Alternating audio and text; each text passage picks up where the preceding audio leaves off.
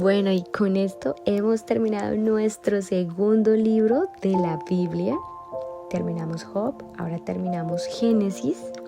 Creo que se nos abrió un poco más el panorama acerca de cómo inició la historia de Israel, cómo fue la trayectoria de sus patriarcas, cómo fue que llegaron a Egipto, aunque no me voy a adelantar. Y bueno, vemos en Génesis 47 cuando llega el padre a Egipto, bendice a Faraón y vemos cómo Faraón les da lo mejor de las tierras de Egipto. Y esto nos da mucho a entender, ver el respaldo tan grande que Dios tenía sobre José, que Faraón lo podía ver y esta misma protección, este mismo respaldo que Dios estaba dando a José, estaba ciertamente sobre sus hermanos, ya que vemos que Faraón les da a ellos también lo mejor de la tierra. Y vemos cómo, más adelante la comida empieza a acabar y la gente le empieza a decir a José, danos de comer, no tenemos nada. Y vemos cómo es tan sabio, Dios le dio tanta sabiduría que literalmente hace que todo perteneciera al faraón. Entonces te podrás imaginar lo rico que fue Faraón en todos los aspectos, en cuanto a monetario, en cuanto a animales, propiedades.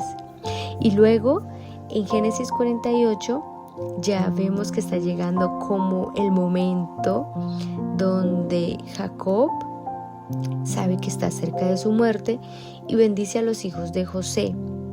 Y luego en el capítulo 49 es cuando Jacob habla a todos sus hijos. Y vemos que empieza con Rubén.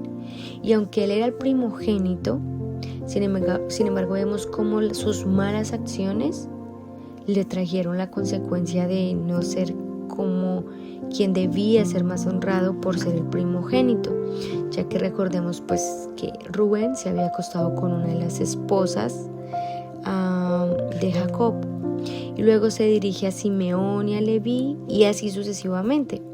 Pero vemos como cada uno de los que hicieron mal no fue un pecado que fue encubierto, sino que tarde o temprano, y vemos que es en este punto donde esas malas acciones iban a tener una consecuencia.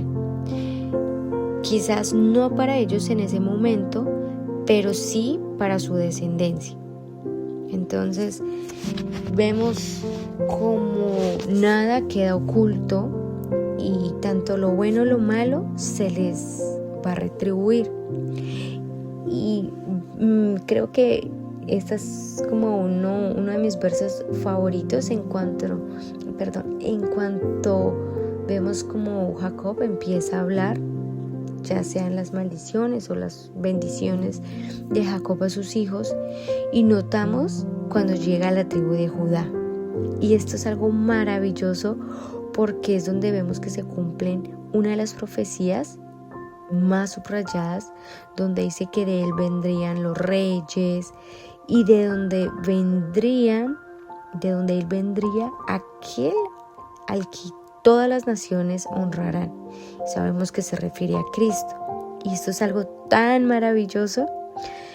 Y luego de eso vemos varios versículos después cuando pasa por Zabulón y Isaacar, pero me pareció muy curioso porque cuando llega a la tribu de Dan, vemos que esta tribu de Dan no se menciona al final de las escrituras, en Apocalipsis 7:4 al 8 específicamente, y me preguntaba, ¿pero por qué?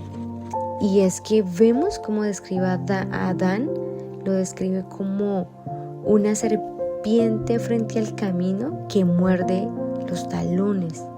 Y cuando leía muerde los talones, me recordaba Génesis 3:15.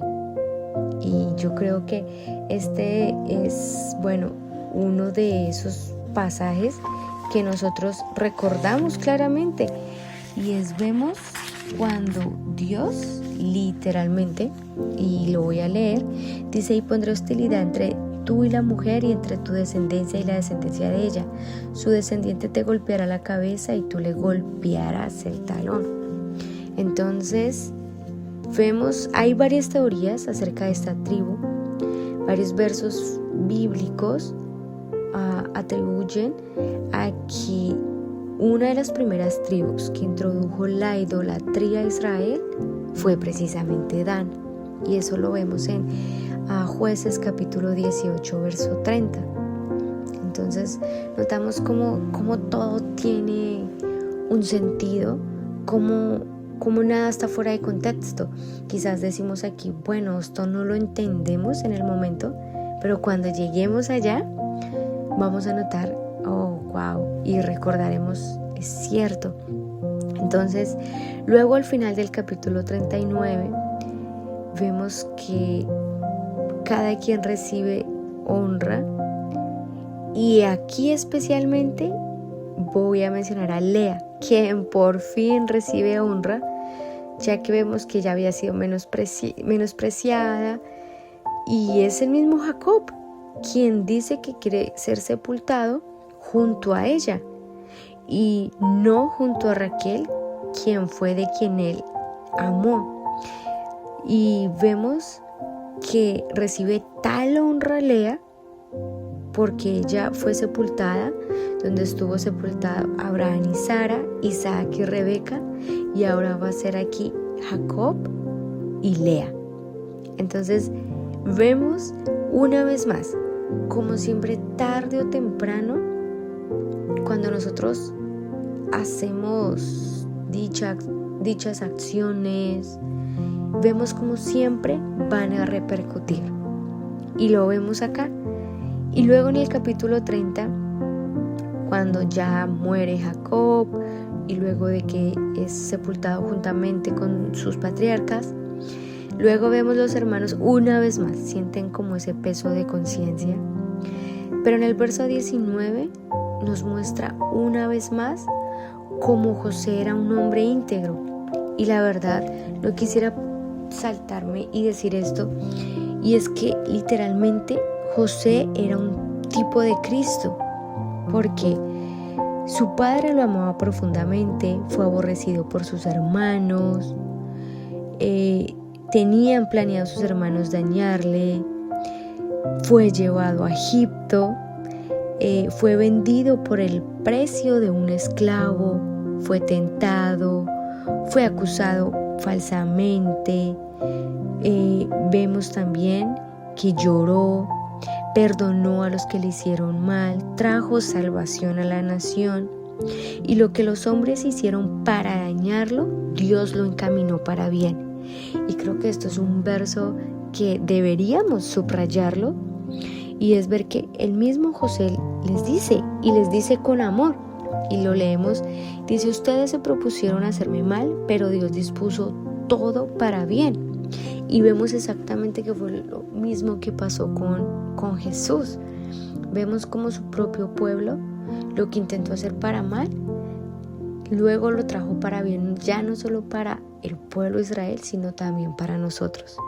Entonces me parece algo tan maravilloso, y por eso decía que la historia de José creo que es una de mis favoritas de la Biblia, por eso, porque nos enseña y nos revela la soberanía de Dios, que aunque no entendemos muchas veces sus planes, siempre van a obrar para bien para todos aquellos que confiamos en Él. Entonces, mi invitación es que sigas confiando en Dios, o más bien que sigamos confiando en Dios. Quizás podemos estar en tierra extranjera, pero si Dios está en nuestro favor, Dios mismo es quien nos va a, no quisiera decir la palabra exaltar, aunque sí, porque así fue como lo hizo con José, pero más bien yo diría que es en el lugar donde vamos a hacer que Dios sea conocido y donde el respaldo de Dios va a estar con nosotros, pero siempre que mantengamos nuestra fe en Él. Entonces, en este día, tarde, noche, a la hora que lo estés escuchando. Quisiera que hiciéramos una pequeña oración dándole gracias a Dios. Y bueno, Señor Jesús, te damos gracias. Gracias, Padre amado. Gracias, Espíritu Santo. Gracias por habernos enseñado tanto, pero tanto, y enriquecer tanto nuestro espíritu con tu palabra. Porque nos enseñas que para todos los que confiamos en ti y para todos los que te amamos, todo va a obrar para bien. Te pedimos que nos ayudes a estar siempre en tus planes, a que jamás nos separemos de ti, a que siempre tengamos nuestra mirada en ti, Señor, y sea que estemos en tierra extranjera o quizás, Señor, pueda que hasta en nuestra misma casa, Señor, pero nos sintamos rechazados, Señor, quizás por nuestras familias, pero te pedimos que seas tú, Señor, quien nos dirija y nos forme, quien nos acompañe donde quiera que estemos, Señor, que tu sabiduría esté en nosotros, Señor, y que tu respaldo jamás se vaya de nosotros. Ayúdanos, Señor, a seguir el ejemplo de este gran hombre como José, y siempre, Señor, mirando que aún por encima de José hay uno que es más grande y es Cristo. Ayúdanos a mirar todo lo que Cristo hizo por nosotros, por amor a nosotros, y que quizás hoy las cosas que vemos que quizás no están ayudando para bien, van a cooperar para bien si confiamos en ti. Te damos gracias, Señor, y te damos el honor, la gloria y la alabanza a ti. Síguenos llenando más de tu presencia y que todo, Señor, lo que quizás quiera impedir que recibamos tu bendición, Señor, sea removido, para que todo lo que nosotros hagamos, Señor, sea para honra y gloria de tu nombre, Señor Jesús. Amado Padre, amado Espíritu Santo. Amén. Bueno, ahora sí, oficialmente hemos terminado Génesis y mañana vamos a empezar el libro de Éxodo, así es que te invito a que no te lo pierdas, a que sigamos aprendiendo más y más de la Biblia en un año de forma cronológica. Dios te bendiga.